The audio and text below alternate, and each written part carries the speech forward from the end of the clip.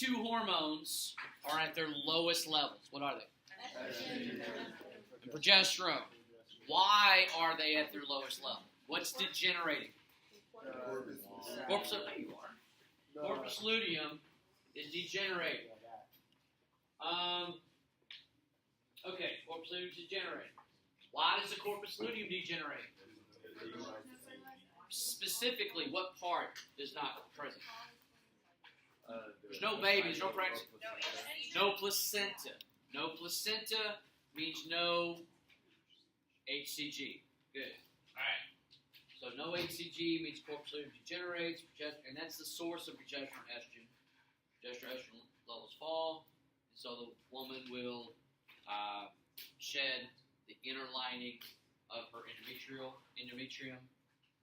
getting rid of the vascularization she's been building for the last 3 weeks. Yes, Jenna? Can you kind of summarize the whole Corpus luteum, okay, the corpus luteum is what the follicle becomes after ovulation.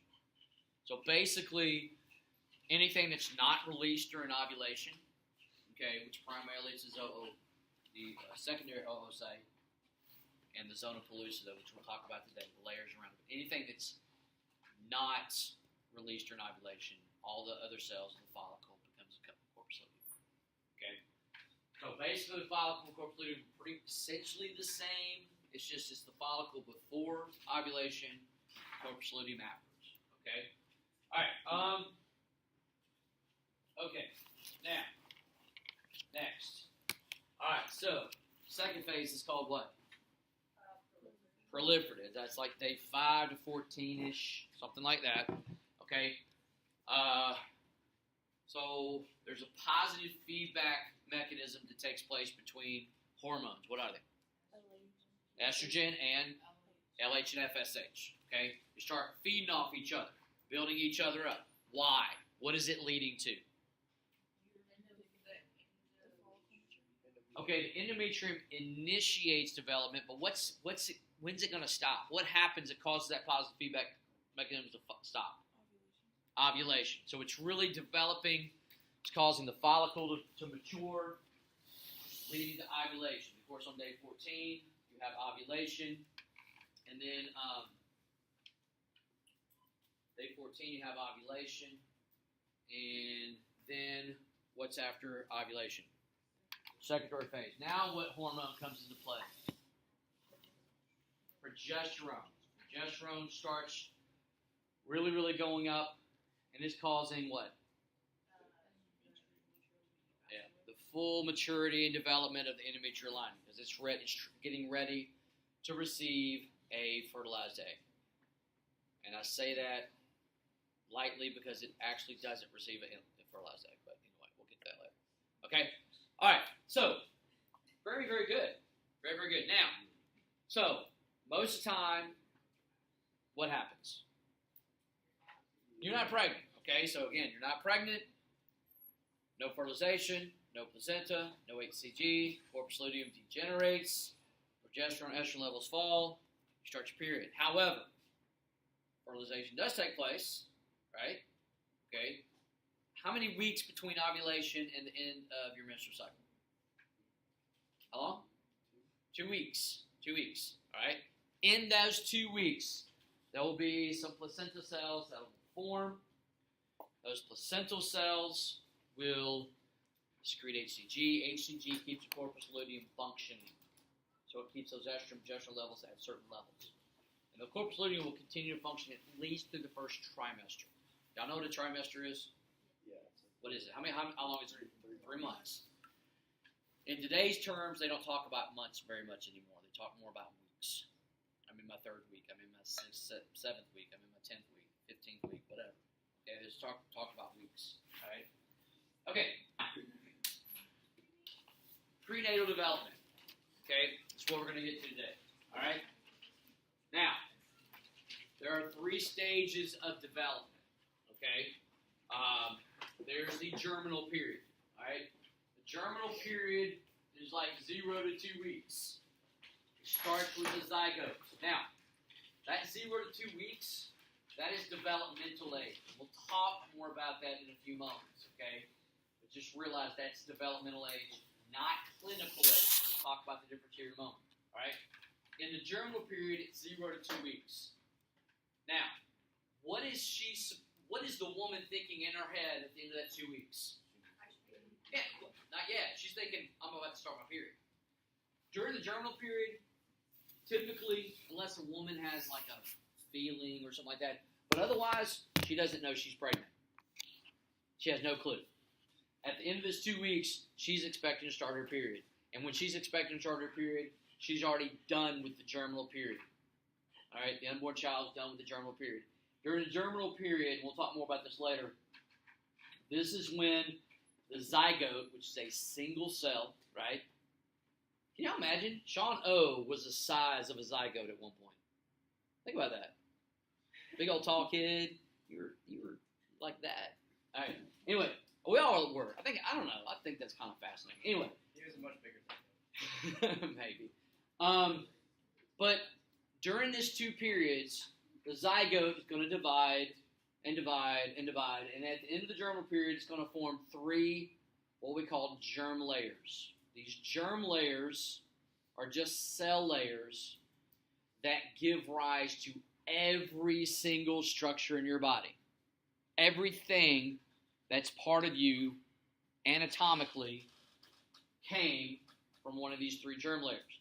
Now, the endoderm and ectoderm form first. The mesoderm forms afterwards. I've read texts where mesoderm forms in the ectoderm. I've read it where it forms in endoderm. So don't even worry about where it comes from. Okay? But there are some migrating cells that will come from one of these 2 germ layers and form the mesoderm. What's meso mean?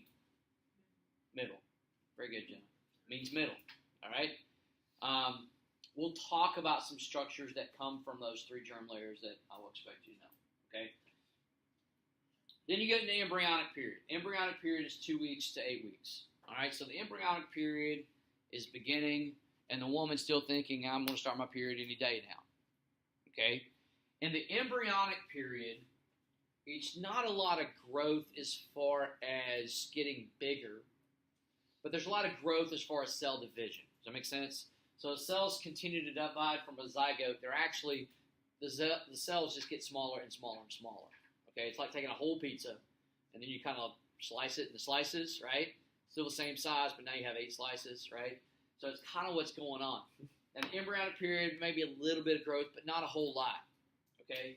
In the embryonic period, every organ and every system come into existence. Doesn't mean they're fully developed, but they come into full existence. So by the end of the embryonic period, there's skin, there's a heart, there's a digestive system, there's a brain, some sort of brain structure, there's everything. Everything exists. Now, it's not fully developed, but it's there. All right? The fetal period begins at 8 weeks. And the fetal period is marked by that all organs are now present. They continue to develop, but all organs and all systems are present, and it is the beginning of bone ossification. So somebody tell me what bone ossification is. Hardening of the bones. When does the process of bone ossification stop? When you're old. When you stop growing. When you stop growing. Sean O may still be growing. You're still growing? He may grow on into college. I was lucky. I stopped growing in 9th grade. Very sarcastic here. I was a relatively tall junior high 8th grader at 5'6". And then now I'm 5'8". So it's like I reached 5'8" in my freshman year. I was like, no, anyway. Alright. That's okay. People laugh at me when I say I was the tallest one in my family. I was an inch taller than my dad. I'm like 4 or 5 inches taller than my brother, who's 60. In family portraits, I actually look really, really tall. But it's just, it's comparison. You see me in real life, like, what a hobbit. Anyway. That's what my son used to call me. He used to call me a hobbit.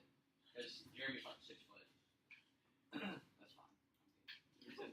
I only cry a little bit. The most embarrassing thing was when Rachel passed me her freshman year in high school. Wow. Freshman girl in high school, she called it. But she's not from she. She's like 5'9". She might be 5'10". So, getting my issues out. Laundry my issues. There we go. All right. So, fetal period. 8 weeks to birth. Now, let's talk about, okay, so what's the difference between developmental age and clinical age? All right. So, who do you think, who does it make sense who uses clinical age? Doctors. All right. Okay. So, let's talk about the difference between clinical and developmental age. All right. Okay. Clinical age is used by doctors. Clinical age is very, very precise. Not very accurate, though. Developmental age, used by textbooks, it's academic, not very precise, but it's very accurate. And this is where you come to me, this is the best illustration of distinguishing between accuracy and precision. I've heard the dartboard thing, and I used it last period, but to me, this is the best, all right? Okay, clinical is very precise because the doctor you'll come in and you go, Doc, I think I'm pregnant, and he'll do a test, make sure double check. He'll say, congratulations, you're pregnant, and then he's going to ask you a question. What was the day that you started your last menstrual cycle? Meaning, what is the day that you started your last period? You can pinpoint that. As long as you remember, keep up. You can pinpoint that. All right? That's why it's very precise. Okay? It's not very accurate because what's the chances of you getting pregnant on the day that you started your last period? What has to happen first? Ovulation. You started your period about 2 weeks before ovulation. So, is it possible? Actually, it is. But it's very, very, very, very unlikely. Okay? So, it's very precise because they can pinpoint the day. And wow, did I just misspell precision? Put precision. All right? You can pinpoint the day. That's why it's very precise, but it's not very accurate. Because, the zygote hadn't formed yet. How can anything form if the zygote's not even there, right? So, it's actually 2 weeks longer, and full term is about 40 weeks. Okay, so that's why, women go to their 40th week, they're going to full term. All right? Developmental age, used by textbooks, it's academic, not very precise, but it is very accurate, much more accurate. It begins with approximating ovulation and fertilization. So that's why this is like 2 weeks shorter. Because ovulation takes place 2 weeks after a woman starts her period. Okay? There was a time, about 20 years ago, I struggled teaching this and saying the word period. And all this other kind of stuff. Just anyway, saying words and all that kind of stuff. But I got over it, so I'm better. All right. Now, so for example, if somebody goes in, like, Doc, I think I'm pregnant. All right, what was the date of your last menstrual period? All right, say March 1st. Okay, so that's where they'll start clinical age. But developmental age actually will start closer to March 15th. Okay, does it make sense? Because that's approximately when ovulation takes place. Now, do we know for a fact that ovulation took place on day 14? Or that fertilization took place on day 14? No. That's why it's not as precise, because you can't really pinpoint. Even if you can pinpoint the day of the time that a couple had sex, that doesn't mean that fertilization takes place really quick. It could take place actually a couple days later. It could take place later that night. You don't know. All right? Jade, question. Can you explain the difference? I don't get how something can be precise but not accurate. Okay. Precision has to do with consistency. And it's precise because you can pinpoint that day when it started. When she started her last menstrual period. All right? It's not very accurate because fertilization did not take place. Developmental not very precise because you can't pinpoint the day. You can only approximate the time period of days. So you can narrow it down maybe to 3 or 4, 5 days. All right? But it's more accurate because it's closer to when fertilization took place. Does that make sense? It's closer when development actually started. So that's the difference. And, let me use the dartboard. All right? This was used when I was in high school. I know we still use it now. All right, Jaden. I'm throwing darts, right? What's the objective when I throw darts? Hit what? The bullseye, right? Well, let's say that I hit the triple 20. Triple 20, triple 20, triple 20, triple 20, triple 20. Is that very accurate? No, because I'm not close to bullseye, but it's pretty precise because I'm consistent. Oh, Okay? Now, let's say that somebody else gets closer to the bullseye, but it's a little more spread out, but they're still always closer. It's more accurate, precise. Okay? All right. Okay. Let's go to. All right. Let's go to fertilization. All right. So where does fertilization take place? Fertilization typically takes place in the fallopian tubes. If you want to know where the fallopian tubes are, then we can back up, looking at the ovaries. Once I get this thing up. All right. So if you look here, here's the ovaries. There's a cross section, what you're looking at right here. So there's the ovary, and there's the fallopian tubes right there, leading to the uterus. So typically it's going to take place somewhere in there. All right. And then the zygote migrates on down. Right. It is not a zygote when it actually is embedded or planted in the endometrium. We'll talk more about that later. Okay. So that's basically where fertilization takes place. Now, what happens? All right, I get questions all the time, like, what happens if there's 2 sperm cells that fertilize the same egg?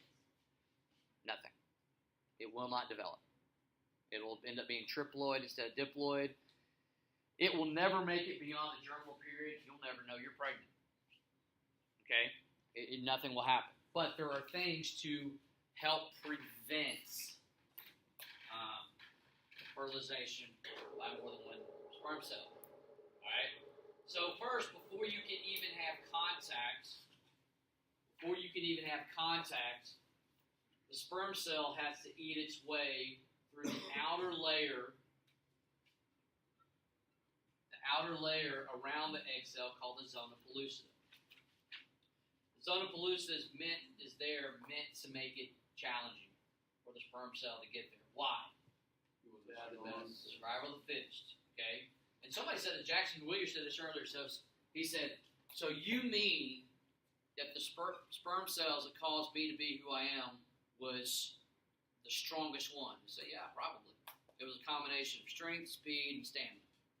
All right? That's why most children are born healthy. All right? Now, are all children born healthy? No. But because of this, it maximizes the chances of children being born healthy. Okay? So, all right, so at the tip of the sperm cell, right here, you have this structure called the acrosome. The acrosome is full of digestive enzymes. So when the sperm cells get there, they have to literally digest its way through the zona pellucida to get to the egg cell. All right? And if it runs out of enzymes in the acrosome before it gets to the egg cell, it's just like, crap, I'm dead. Because think about it. Millions of sperm cells are going to be released. All but one are going to die. Unless there happens to be 2 egg cells released, and 2 of them fertilize the egg. Some of them are going to go the wrong way. Some sperm cells are going to go up the fallopian tube, and there's no egg. the ones that you get there, go right or left, right or left, right or left. I'll go right. Crap, no egg cell. It's going to die. The only one go the right way. Okay? So, all right?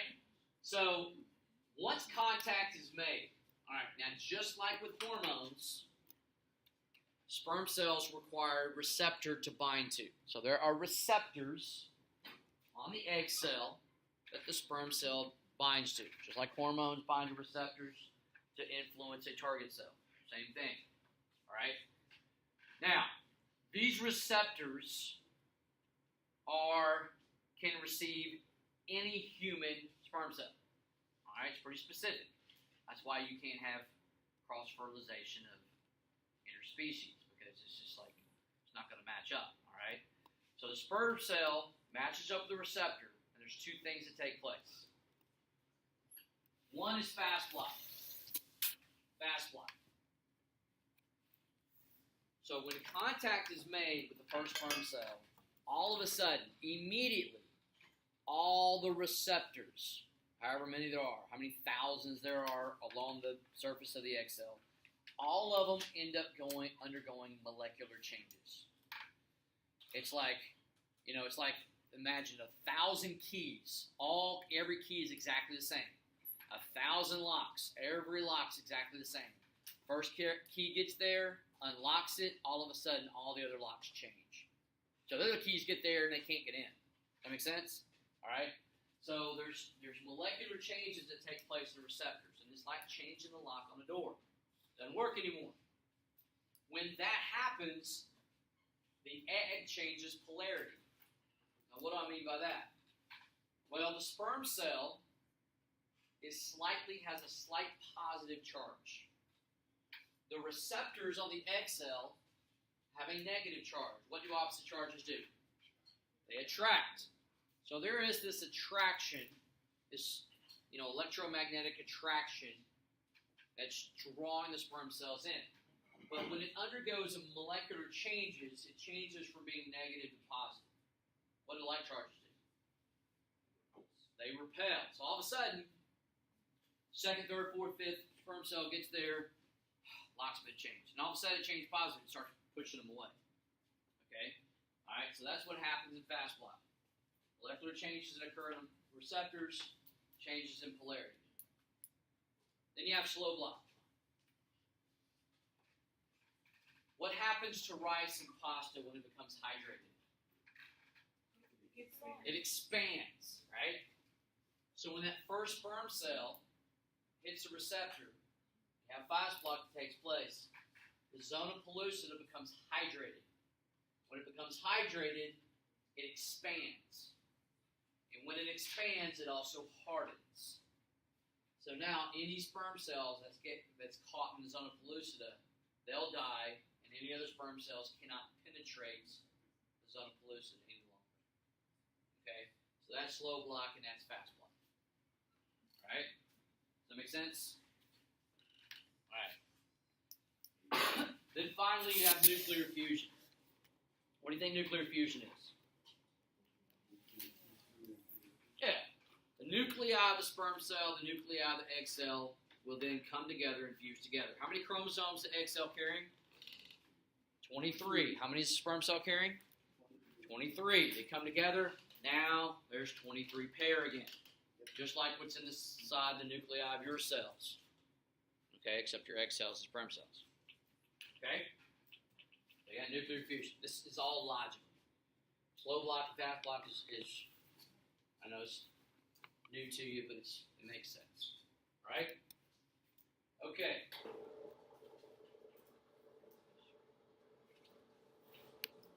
Alright. Now, let's talk about some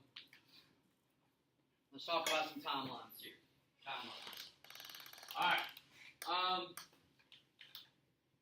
There's this part here. Alright. So, zygote's taking place in about 18 to 36 hours after fertilization.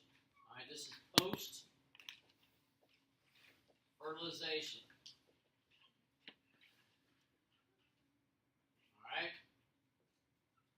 18 to 36 hours.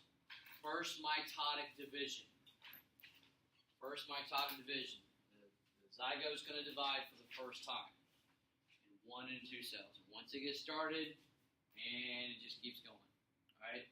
Seems like to be a pretty big window there. It's about roughly 18 to 36 hours. Alright? Blastocyst formation. First of all, what's a blastocyst? A blastocyst is a 32 cell mass. It has a hollow core cord, and it has a few intercell mass here that ends up becoming the embryo. Okay, this is what will form the endoderm, ectoderm, and mesoderm. Okay, the other parts of it become the umbilical cord and the placenta. Okay, the blastocyst forms on about day 3 or 4. Between day 3 and 4. All right, day 7 is when you're going to have implantation. Now, by this time, it's probably, I don't know how many cells it is, but it's beyond the blastocyst. It's beyond 32 cells. But implantation takes place on day 7. Now, the woman still thinks she's a week from starting her period, and that's when implantation takes place. Right? All right. So germ layer formation, endoderm, ectoderm. All right, here it is right here. Okay, here's the connecting stalk. That will end up like this is inside the endometrial lining. Okay, blood vessels there. So that's in that lining that you typically shed during your period. But you have fertilization taking place. But you have endoderm and ectoderm that take place. That connecting stalk is going to be the umbilical cord. And this pink thing, this pink layer right here, that's going to become the placenta. Okay? It's going to line up. It's actually going to line the inner lining of the uterus of the mom. And the way that oxygen and nutrients and everything will get there is by diffusion. All right? Between the maternal blood vessels and the fetal blood vessels, or the placental blood vessels. And then that will carry it down to the umbilical cord and to the fetus. And that's what will happen.